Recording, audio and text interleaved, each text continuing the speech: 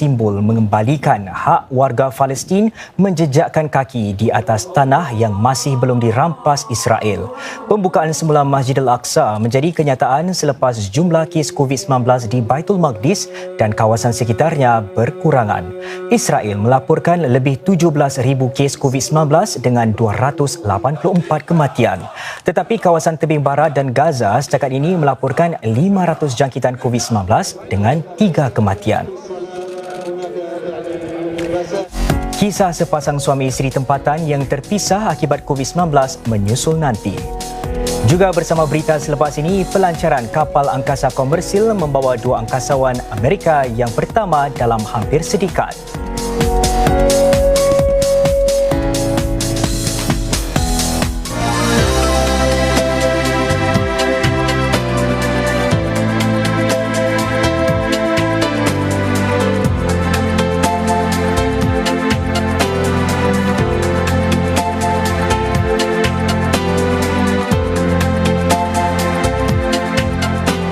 Laporan cuaca dibawakan oleh Mitsubishi Electric. Pemerintah akan membenarkan pembukaan semula prasekolah dan sekolah secara selamat mulai 2 Jun. Prasekolah akan dibuka secara berperingkat supaya kanak-kanak kecil boleh dijaga dengan selamat. Pusat-pusat jagaan pelajar juga akan dibuka sepenuhnya. Kohort pelajar tahun akhir di sekolah rendah dan menengah akan bersekolah setiap hari, sementara pelajar-pelajar lain akan berselang-seli antara pembelajaran di rumah HBL dan di sekolah. Tidak lebih daripada separuh jumlah pelajar maktab rendah dan Institut Milenia seharusnya berada di sekolah pada satu-satu masa. Para pelajar institusi pengajian tinggi mesti menghadiri kuliah secara dalam talian dan hanya kembali ke kampus untuk sesi praktikal dan makmal. Semua kaki tangan dan pelajar harus memakai pelitup atau pelindung muka apabila berada di sekolah atau di kampus. Aktiviti-aktiviti kokurikulum dan pengayaan tidak akan disambung semula. Langkah-langkah pengurusan selamat mesti dipatuhi di sekolah-sekolah. Ini termasuk pemeriksaan suhu badan setiap hari dan mengelakkan interaksi antara pelajar daripada kelas-kelas yang berbeza. Kita harus meneruskan amalan-amalan baik yang lain untuk memastikan Singapura selamat dari COVID-19. Duduk di rumah seberapa boleh dan pakai pelitup apabila keluar. Amalkan jarak selamat dan kebersihan diri yang baik. Gunakan safe entry di mana saja ia dilaksanakan. Apabila menaiki pengangkutan awam, elakkan daripada berbual dengan penumpang lain atau membuat panggilan menggunakan telefon bimbit. Bantu kami melindungi anda. Apabila keadaan terus terkawal, kita boleh memulakan semula lebih banyak aktiviti secara berperingkat. Dapatkan maklumat daripada sumber-sumber rasmi dan jangan sebarkan kabar angin. Daftar bagi khidmat WhatsApp gov.sg dalam bahasa Melayu untuk maklumat terkini tentang COVID-19.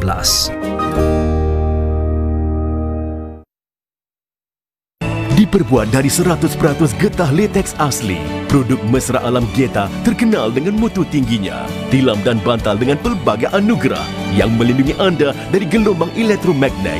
Layari Geta untuk info lanjut. Duduk di rumah dan berhibur dengan saluran filem Melayu terkini di Astro Citra hanya di Singtel TV. Dapatkan filem-filem Melayu blockbuster yang terkini dan menarik untuk anda nikmati bila-bila masa secara on demand. Untuk langgani Astro Citra hanya di Singtel TV. Dial 1609 atau layari singtel.com/Citra sekarang.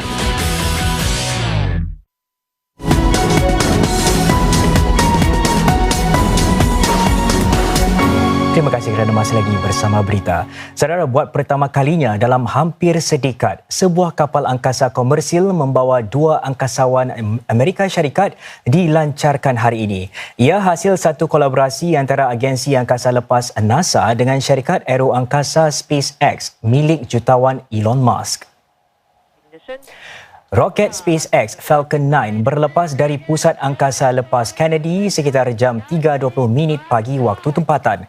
Ia membawa dua angkasawan Robert Behnken dan Douglas Hurley dalam perjalanan 19 jam menuju ke stesen angkasa antarabangsa. Pelancaran roket ini melambangkan satu lagi detik bersejarah bagi roket-roket guna semula yang dirintis syarikat Elon Musk untuk membuat penerbangan ke angkasa lepas lebih murah dan kerap.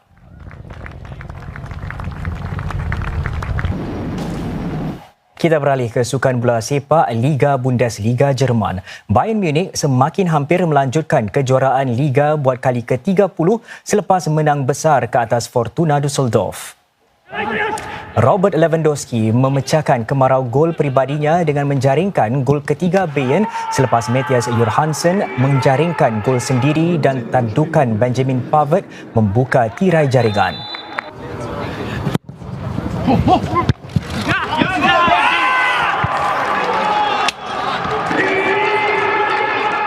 Lewandowski merubah kedudukan kepada 4-0 sejurus babak kedua dimulakan dan Alphonso Davies menamatkan pesta gol Bayern dengan jaringan gol kelima. Kemenangan 5-0 ini meletakkan Bayern 10 mata di hadapan pesaing terdekatnya Borussia Dortmund. Saudara, ini kisah sepasang suami isteri yang sama-sama dijangkiti COVID-19 dimasukkan ke Pusat Nasional bagi Penyakit Berjangkit NCID pada hari yang sama dan kemudiannya dirawat di bilik hospital yang sama. Sedang si suami dibebaskan setelah sekitar sebulan, si isteri pula ditahan selama 53 hari. Namun menariknya, si isteri dibenarkan pulang hanya beberapa jam sebelum takbir Syawal dan mereka akhirnya dapat hari raya bersama-sama. Ini kisah mereka.